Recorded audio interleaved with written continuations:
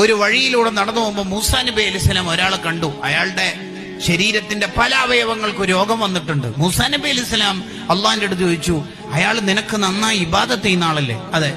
പിന്നെന്താ നീ ഇത്രമാത്രം പരീക്ഷിച്ചേക്കണത്? ധാരാളം പ്രയാസങ്ങളുണ്ടല്ലോ.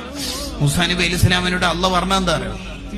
പറഞ്ഞൊക്കെ ശരി തന്നെയാണ്, പക്ഷെ അയാള് സ്വർഗത്തിലെ വലിയ സ്ഥാനം ദറജ എന്നോട് ചോദിച്ചു. അതിന് മാത്രം ഒപ്പരിക്ക് ഒന്നുമില്ല കാര്യമായിട്ട്. അപ്പോൾ പിന്നെ ആ ചോദിച്ചത് ഏതായാലും കൊടുക്കണല്ലോ, പാവല്ലേ.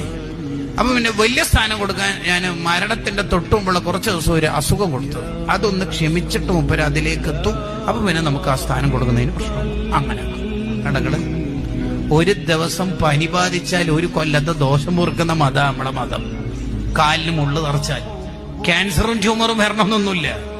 നമുക്ക് കുടുംബത്തെ ഓർത്തിട്ട് ചെറിയൊരു ടെൻഷൻ, നാളെയാണല്ലോ ഭാര്യന്റെ ഓപ്പറേഷൻ, എന്ത് ചെയ്യറുമ്പേ ഇത്ര ക്യാഷോ ആണല്ലോ, മക്കള് സ്കൂള് തുറക്കലായല്ലോ, യൂണിഫോമും ഇൻസ്ട്രുമെന്റ് ബോക്സും ടിഫിനും എല്ലാം പാടാകുമ്പോ അത്യാവശ്യം ചെലവിട്ടല്ലോ, എന്ത് ചെയ്യും?